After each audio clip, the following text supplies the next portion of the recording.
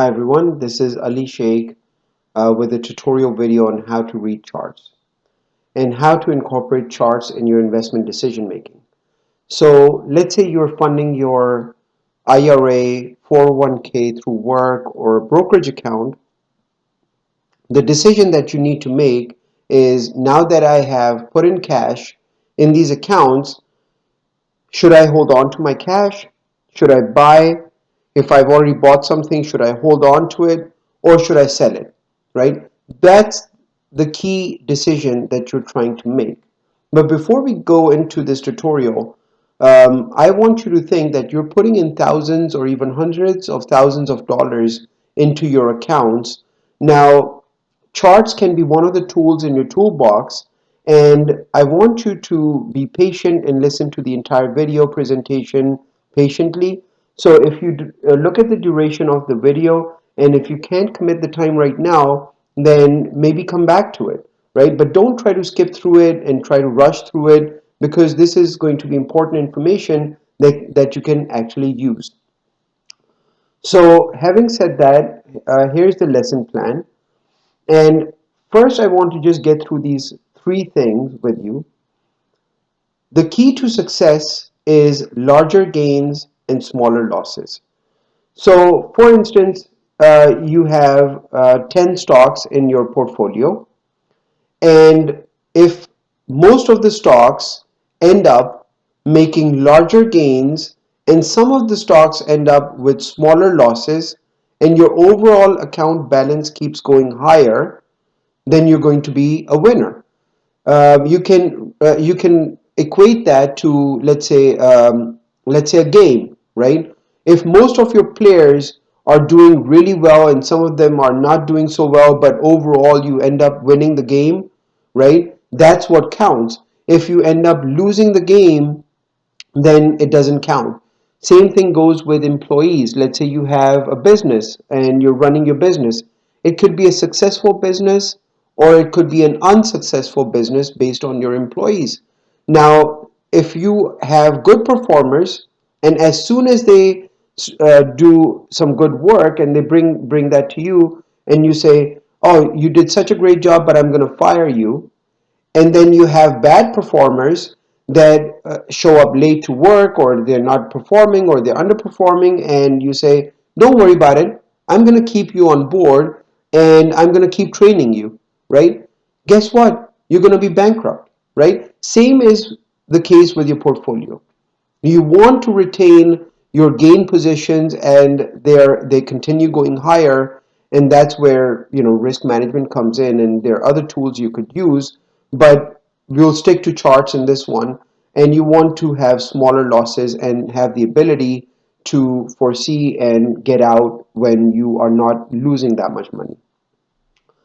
The next thing is discipline, time, and patience. This is the key to success. If you can come up with a disciplined approach for buy, sell, or hold, and then you give it some time and be patient, and a combination of these three things results in larger gains and smaller losses, you're going to be a winner.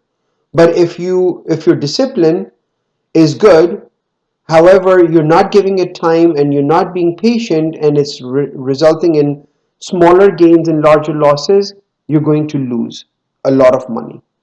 And finally, what one of the greatest investors of at least our time says, Warren Buffett, stock market is a mechanism of transferring wealth from the impatient to patient.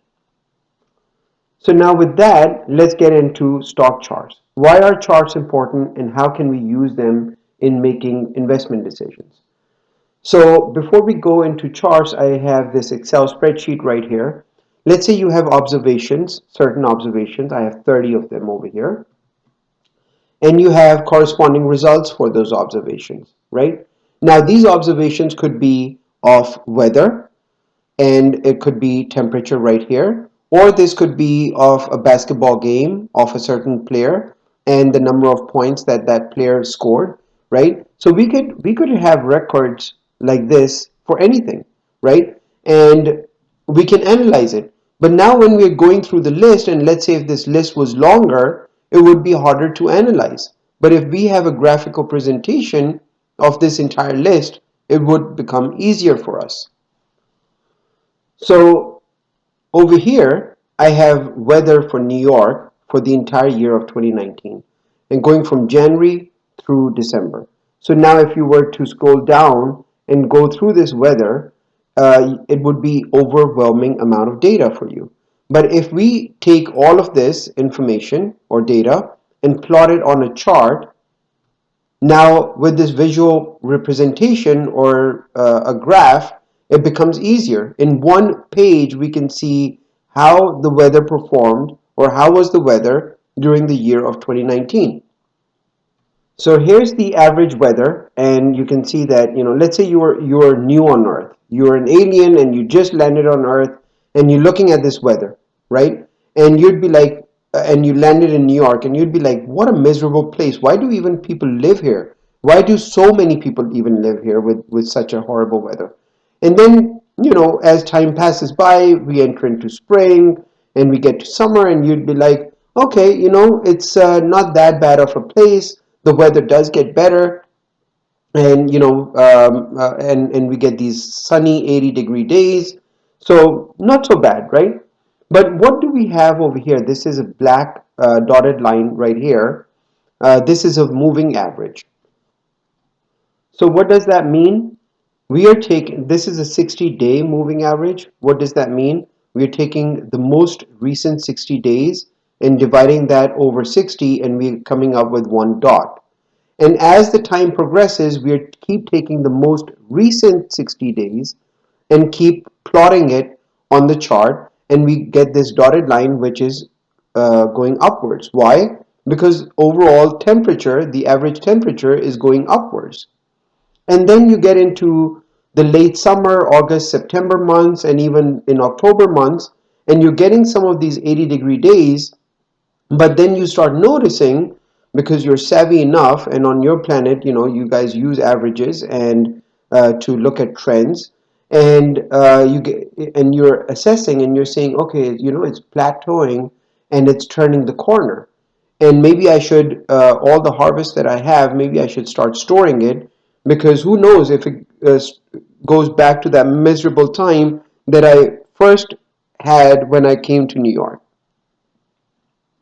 And you're not wrong, right? As the time passes by and you get into November and December, and we're back to that miserable time again, right? So in life, what do we like to do? We like to own things that are above average, right? And we don't like to own things that are below average.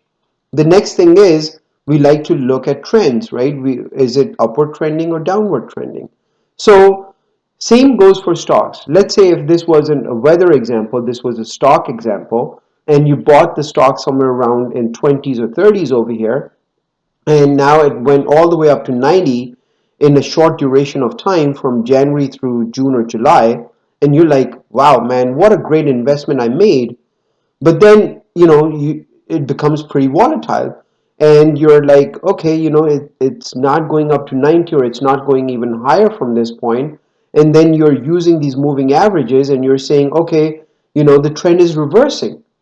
Maybe the next time the stock pops up to 80 or 90, I'm going to get out, but it's not going to 90.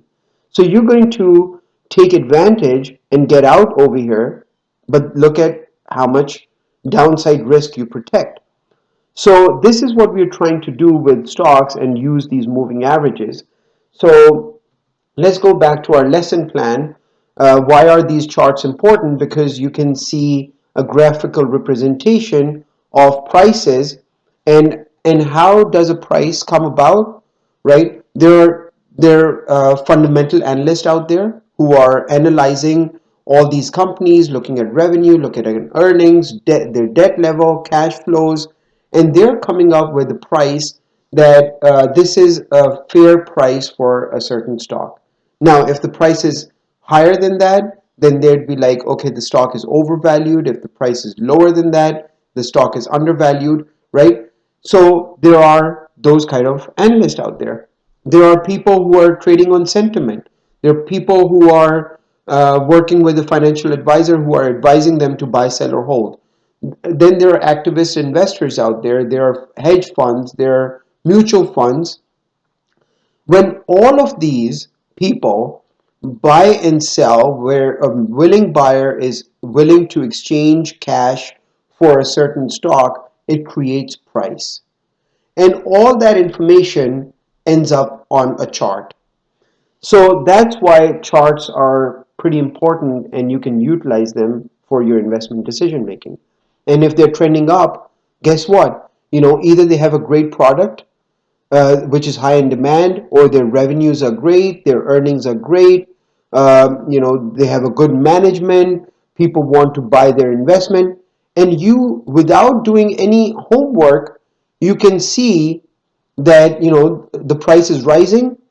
There has to be some basis for the prices to keep going higher, right? Um, can investors or traders both use it? And the answer is yes. But the difference between investors versus traders is that investors are generally, let's say, longer term investors, and traders, they might be trading for a few days or maybe a few times during a day, right? And they might not really care what the company is doing. They're just trying to look at the price action and trying to capture the change in price to make money. So this brings me to the most important point in investing. Do you make money? Let's say you're investing in houses or you're investing in commodities, whether you're buying gold or you're buying cotton or you're buying silver or anything, right? Or you're buying stocks, right? The only thing that is going to make you money is when there is change in price. When the price changes and goes from, let's say, $1 to $2, that's what's going to make you money. Gold, silver, stocks, cotton, anything, oil is not making you money. The change in price of those investments is making you money. So that's why we are focusing in on price. Now, the next thing, websites. What websites can I use for these charts?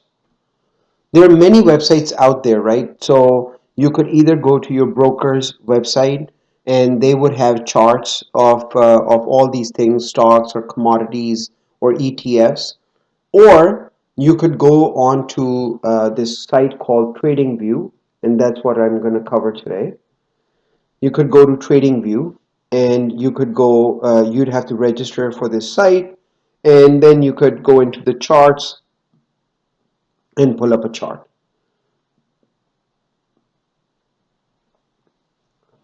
So until you register, you're going to keep seeing pop-ups to register, but once you register, hopefully you stop going to seeing them.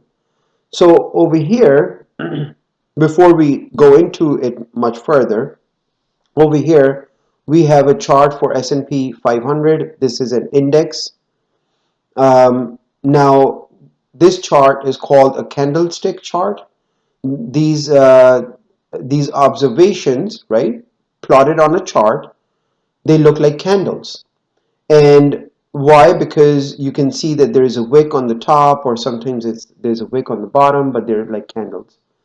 Another famous chart is, but before I show it to you, the other famous chart, look at this most recent activity, right? This is a monthly chart, and over here we have the month of January, then we have the month of February, March, and right now it's the month of April. So now look at this candle over here for the month of March. And when I zoom in, I just want to show it to you. When I zoom in, you can see that there is a big wick over here on the top of this candle and also on the bottom of this candle. This provides you with so much information that the high was around 3100 and the low was around 2200, but this is where we opened and this is where we closed. But if I were to go over to the other chart I was going to show you, the line chart, which is most commonly used, you lose all that information, and all it does is it connects the closing of February to the closing of March to the closing of April. And you lose all that information that, this March was a very volatile month. It wasn't from this point to this point, it was actually from this point to this point, right? So now going back to the candlestick, you'll see that it's just connecting from this point where the close is to this point on a line chart. However, the candle shows us much more information that although this is where it opened and this is where it ended, but there was just so much volatility in this month. So that's the candlestick chart. And then we can look at this monthly chart which I showed you just now, and you can there is just less movement on this chart, and on a month over month basis it just makes you helps you look more with ease that how are we doing or how are we progressing overall, right? And then you could look at a weekly chart and you'll get more information, right? We just looked at this section over here. We had 3 or 4 candles, but when we look at the weekly chart, we get more information over here. But when I go to a daily chart, we get even more information, right? So what you can do is, let's say I'm going to analyze S&P 500, right? I want to first start off with a big picture. So that's what I like to do. I like to start off with a big picture and see what is the trend. And when I keep zooming out, here I have the past like 13 years or so. And this was the financial crisis, and I can see that the overall trend of the market has been up in the past at least 12 years or so. Now, one indicator that we used in that Excel spreadsheet was a moving average. So you can click on indicator over here and you can type in moving average, and I just use a simple moving average just to show it to you, and it automatically defaults to a 9 month moving average because it's a monthly chart, so it's a 9 month moving average. You can play around with it. First thing, is this moving average relevant and what moving average should I utilize? So the key is it all depends on how frequent do you want to be in and out of a stock. Do you want to trade actively versus passively? So if you are a long-term investor and you don't want to trade too frequently because maybe there are tax implications of trading frequently, you could use a moving average which would keep most of the observations within the chart, right, with or above the moving average. And this gives you and shows you the upward trend, and every time the stock pulls back, you get the ability to assess that, okay, it's coming back to the average, but overall trend is up. Let me keep adding to my position. So now the first thing was moving average. The next thing I want to point out is support and resistance. Now, support and resistance can be looked at from two angles. A, we can use these moving averages and identify support and resistance. So over here, this was 2008 or late 2007, and the market started dropping, and it found support at this 40-month moving average, and then it bounced back up. But then it didn't keep going higher. It turned around and broke this moving average, right? So over here, it provided as a support, right? But over here, it didn't provide as a support and it kept going down. And then when we were going higher over here, it functioned as a resistance. So it functioned as a resistance. And it hit this point and it went down lower.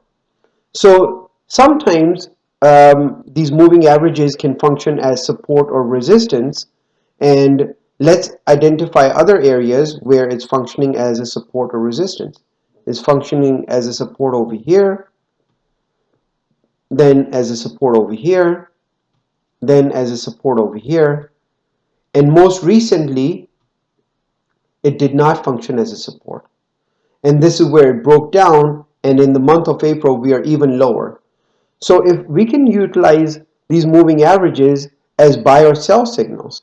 So if you could have bought over here, right, thinking that this might be a good pullback to add to my position and it's going to continue going higher. But as soon as it shows you that the trend is changing, as we saw in that Excel spreadsheet, that the trend is changing, maybe I should get out. You could have protected your capital right here in May of 2008 at close to 1300 or 1400 on S&P 500, all the way up to October of 2010, right? We could make this moving average a little more sensitive, that it works more closely over here like we had before. Let's say you are more active than just 40 days.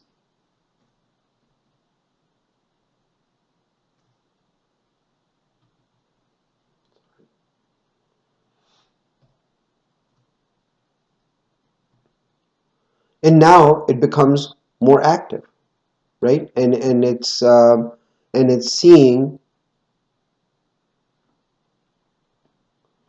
now it becomes more active, and it's hugging this activity more closely.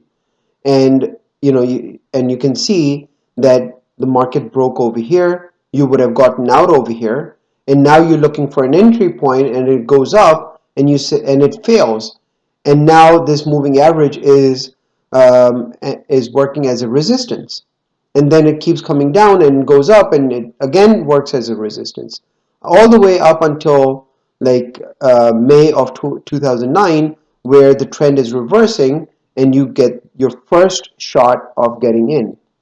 And then it keeps you in all the way up to 2010, May of 2010. For 1 year, you're in it and you made some good money. Then you get back in September all the way to July of 2011, and you make some more money. And then finally it gets you in over here in January of 2012, all the way to, let's say, over here in August of 2015, and for 2.5 years you make some good money. So you can utilize these moving averages for your buy and sell decisions. So what else can we use other than moving averages? We can use trend lines. Moving average can be used as a trend line, right? But over here we can draw these trend lines. Let's say I take these lowest points of these candles and join them and draw this trend line. And when I do this, it's giving me this trend line, and it's showing me that upward trend. But as per a moving average, it wasn't looking so good.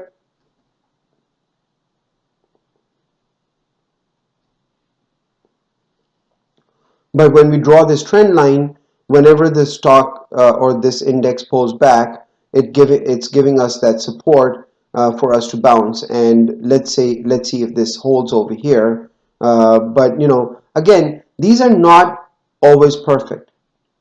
These could be just line in the sand, and there are times when it could be temporarily violated and it comes back up, right? So these are not perfect lines, and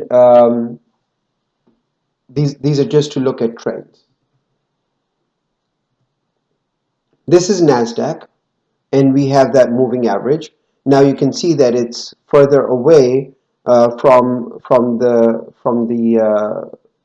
index, and if we bring it closer, then it would be much closer to the index. So the next thing that I want to show you is let's go through some stocks. Apple. and we have a 45-month moving average right here, and let's say you got in over here, every time it pulls back to 45-month moving average, it serves as a good entry point. And that's where you can utilize moving averages, and you can also draw some trend lines,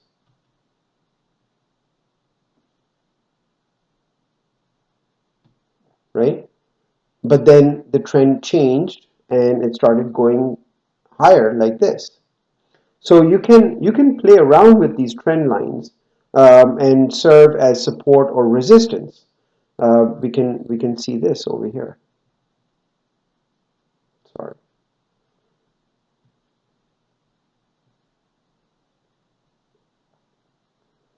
Now this was a resistance.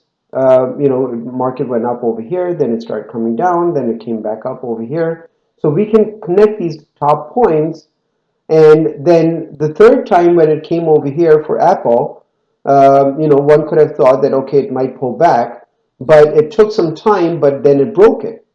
And when it broke it, it kept going higher. And when it came back down, it could have used this line, this trend line, as a support, because initially it was working as a resistance.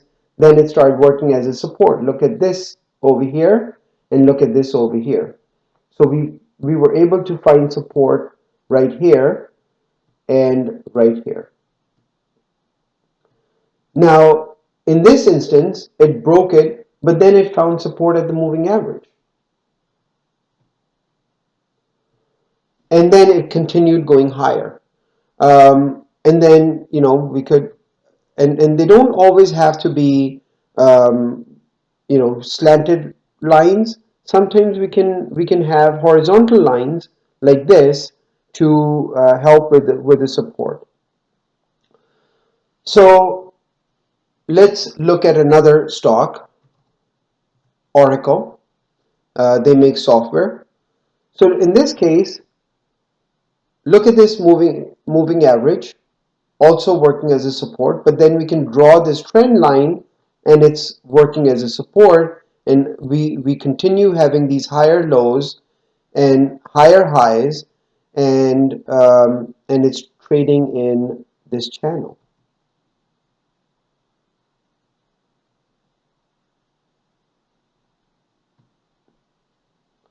So now, let's say if this is a good time to buy it, it could go even as high as like 60 some odd dollars, at some point. But what the last thing we want is Oracle breaking this trend and going lower, because this is a really well established trend. So this is what I was telling you, that even if you're a long-term investor and you bought Oracle maybe 12 years ago, you could utilize these charts to analyze, and you can buy on these dips, and you can analyze, okay, I just got this dip right here, should I buy right here, or should I buy the next month right here, or the next month right here? You could be patient, and you could say, okay, we had this once, twice, and it could be the third time. This is where I'm going to buy, or I'm going to buy at this moving average where it also gets support, right? I'm not just going to jump in the first month of its drop or the second month of its drop. I'm going to be patient to add to my positions. Then two stocks that I want to show you, not upward trending, where you could have preserved your capital. Boeing, right? Boeing, you can see that there was a great move over here in 2013 from 73 to 141 or 140, so 70 to 30, almost 100% move in February of 2013 to January of 2014, right? So somewhere like close to 11, 12 months, there was a 100% move. But then if you look over here, there was a period of consolidation. And if you look over here after this 100% move, there was a long period of consolidation. So another tool that you can use is when you get into these consolidation phases, you can put a box around them, and you can say, okay, this is the stock is not going anywhere. The low on this stock is somewhere around 120, and the high on this stock is somewhere around 150, and it just keeps going higher and lower in this channel. And then same thing over here, you can box this activity around over here, and you can say, okay, it's not going anywhere from over here. So, but when these boxes are broken and the stock finally starts going higher, I can make this even like this, right? This is where it breaks it and starts going higher. And then let's say you are able to catch it over here. Let's say you are able to catch it over here, and look at this move. You are going from 150 to 350, and you capture this gain. And then you can let's say you got excited and you got in somewhere over here that, what a pullback, this stock is probably going to go even higher, and you got this move, but then you never got out and it came down. So now, because you got in pretty late, now you need to also preserve your capital, because this is generally the time when every single person is talking about Boeing and what a great move it had and how much room it had to run. So this is the time when you need to be careful. And again, we're going to simply box this activity right here, right? As the time progresses, we're going to box it, and we're going to say, okay, I have to manage my risk now because I bought it right here, somewhere over here, around, let's say, 330. The stock went up to 440 in a matter of 2 months. I am kicking myself because I didn't get out. So now I need for it to bounce back, or I need to preserve my capital. So you can draw these trend lines, and you can say, okay, where am I going to manage my risk? And you can draw this trend line, and if it crosses this point lower, I'm going to get out of it. And look at what happened. As soon as it crossed this line, I mean, these are just lines in the sand, right? You could just draw it over here. You could say, okay, I'm going to give myself this much room, and if it crosses 290 some odd dollars, I'm going to get out. But at some point, the trend is reversing, and you need to protect your capital. And if you're able to sell, you can protect a lot of capital. So that's, I was able to show you the moving averages, how higher lows can help you determine when to get in, how these moving averages show you a trend, um, also how to draw these trend lines, and how you can draw these trend lines to protect your capital. It's one thing of making money, and then there's another thing of capital preservation. And then let's look at General Electric, one of the darlings of Wall Street for a very long period of time. And no one talks about it these days, um, it was big back in 90s and even into the dot-com bubble. Look at over here, right? It was around, like, probably split adjusted around $7-8 in mid 90s, and then in 2000, it went all the way up to, in 5 years, it went all the way up to 57. So what a great move over here. But you'd want to protect your capital, and you can utilize these moving averages, and you can draw these moving averages um, uh, even closer over here, right? So other than moving averages, you can do these trend analysis. Look at this trend.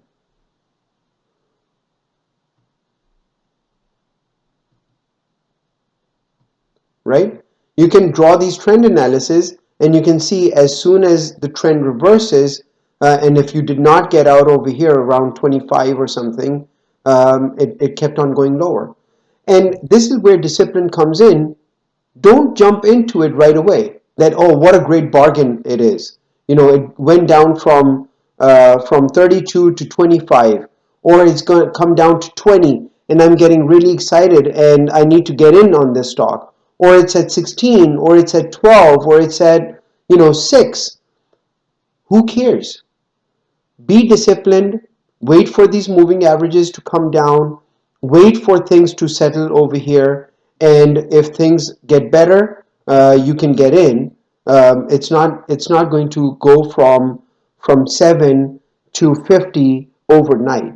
It didn't go from 7 to 32 overnight.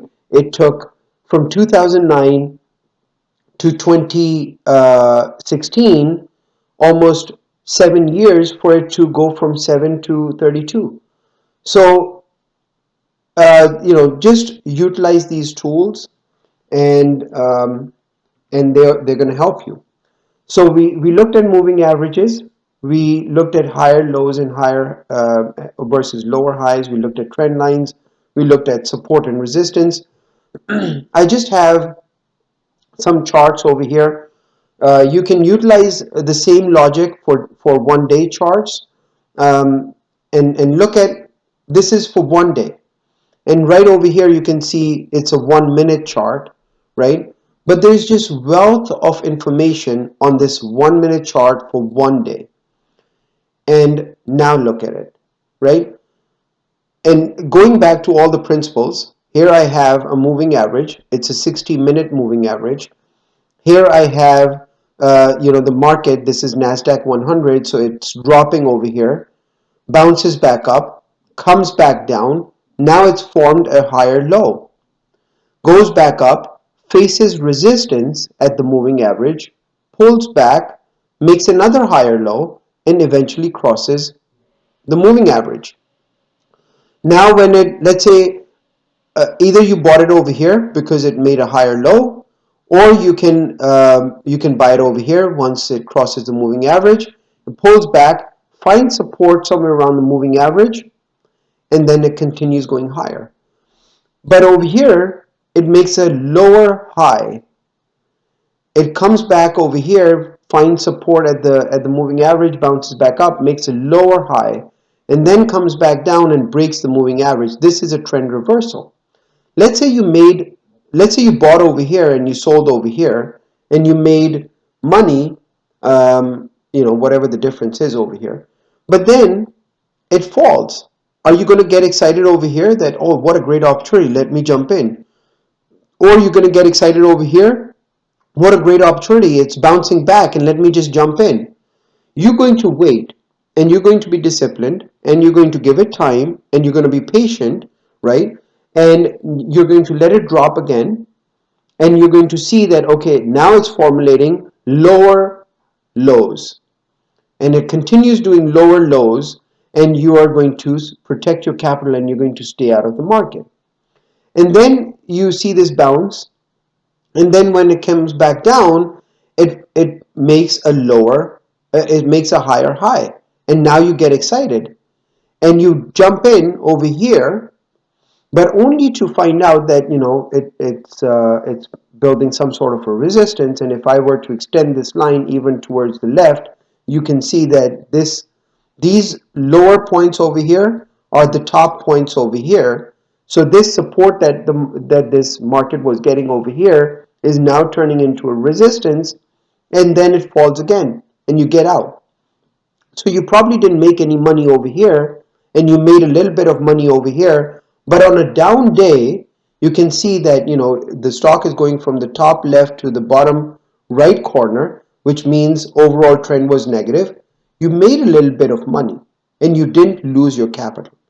So now if it said, instead of a 1 day chart, this could have been a 10-year chart. And instead of a 1 minute chart, it could have been a 1 month chart, and it would be the same result. So this is what I'm trying to tell you, that you can utilize these rules on a 1 month chart for 10 years, or you can utilize these rules on a 1 day chart for 1 minute observations. The next one, here's Tesla.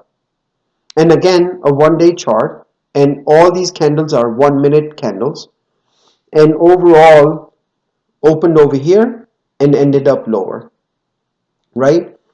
And you could have made money on this day.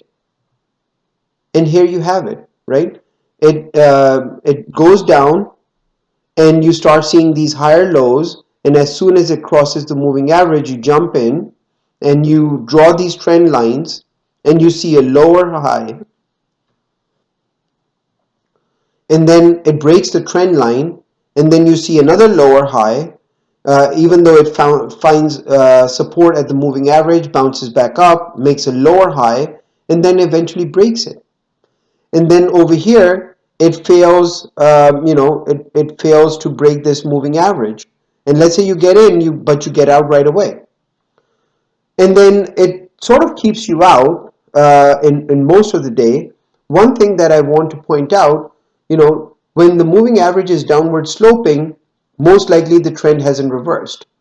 And you can see over here, you get in over here, you get out over here. Even if you take this chance, you might not lose too much money. And that's what I mean by larger gains and smaller losses. And again, over here, you get in over here and you get out over here. You have to take chances in life, right? So you take this chance because it's, again, I've made this trend line over here, right? I've connected these top points, this point, and this point over here. And it breaks it over here, goes up, but it fails to rally into the close, and it comes back down, and before it closed, it broke the moving average. So you get out over here, and you still made a little bit of money.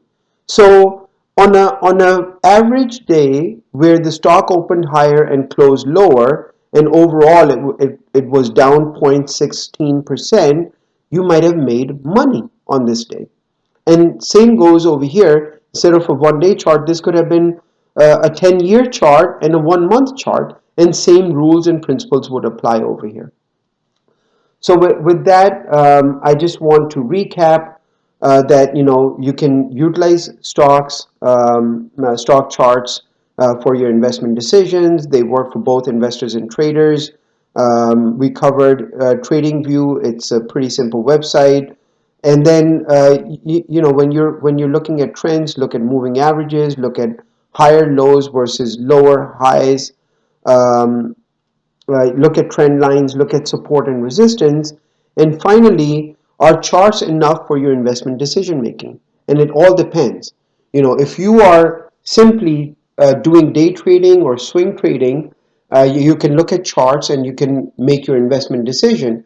But if you are a long-term investor, like we saw the chart for Apple or Oracle, or even General Electric or Boeing, right? You can utilize them, but if you have a strong fundamental insight into the business, when the stocks pull back and you have done your homework, and hopefully one day I'll make a video on fundamental analysis, you will have more conviction to add money to these investments when they pull back.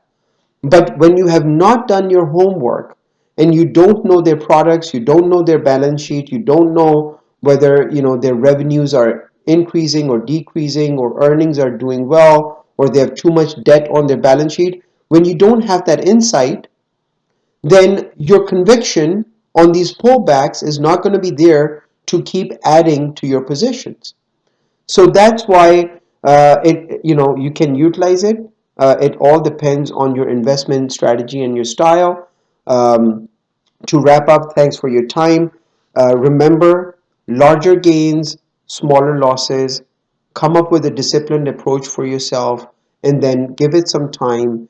And I wish you guys all the best, and I hope you learned something out of it. If you have questions, leave in comments section below. And if you would want to see some videos on other topics, put them in the comment section and I'll try to create those videos.